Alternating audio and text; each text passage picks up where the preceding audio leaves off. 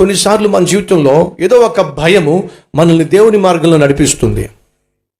రోగం వస్తుందేమో అనే భయం, ఉద్యోగం పోతుందేమో అనే భయం, లాభం పోతుందేమో అనే భయం,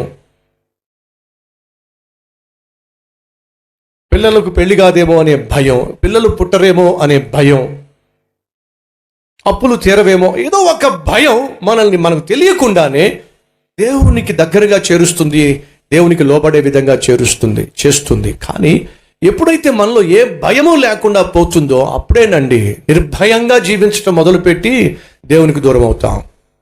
భయంతో ఉన్నప్పుడు ప్రార్థన చేశాడు, రాత్రంతా ప్రార్థన చేశాడు. ఎప్పుడైతే శత్రువు మిత్రువుగా మారాడో, దాపరించబోతున్న విపత్తు తనకు దూరం అయ్యిందో, అమ్మయ్య చంపేస్తాడేమో అనుకున్నాను, ఏశావు ఓన్లే ఏమీ చేయకుండా వెళ్ళిపోయాడు. అయితే ఇప్పుడు మనకు అనుకూలంగా ఉన్న ప్లేస్ ఏదైనా ఉంటే చూసుకుంటే బెటరు అని చెప్పి ప్లేస్ మార్చేశాడండి. ఇదిగో ఈ ప్లేస్కి వచ్చేసాడండి. ఏ ప్లేసో? బ్రతకడము భారముగా మారిన ప్లేస్కి వచ్చాడు. అటువంటి దీన స్థితిలో ఎవరు చూశారో తెలుసా? దేవుడు చూశాడు. ఈరోజు మనలో ఎవరైనా ఉన్నారా బ్రతకటమే భారంగా మారిపోయిన స్థలానికి వచ్చినవాడు? అయితే వినో, దేవుడు ఇంకా నిన్ను ప్రేమిస్తున్నాడు. కుటుంబంగా కుప్పగూలిపోయినా, ఆర్థికంగా కుప్పగూలిపోయినా, మానసికంగా బలహీనమైపోయినా, శారీరకంగా రోగాలతో నిండిపోయినా, బ్రతుకు మీదే నీకు విరక్తి వచ్చేసినా, బ్రతకలేను అనే పరిస్థితికి నువ్వు చేరిపోయినా, అయినా దేవుడు నిన్ను చూస్తున్నాడు. ఎందుకని? బాగు చేయాలని, నిన్ను, నీ జీవితాన్ని, నీ పరిస్థితులను ఉజ్జీవింప చేయాలని.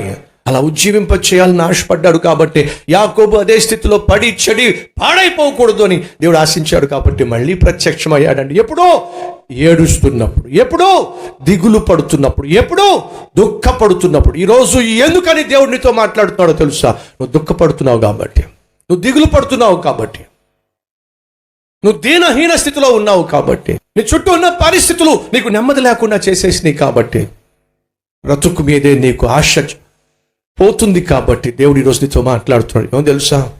లే ఆ దుఃఖము నుండి, ఆ దిక్కుమాలిన జీవితం నుండి లే.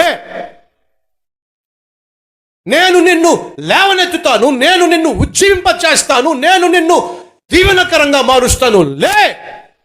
నువ్వు చేయాల్సిందల్లా ఒకటే, ఫస్ట్ థింగ్స్ ఫస్ట్.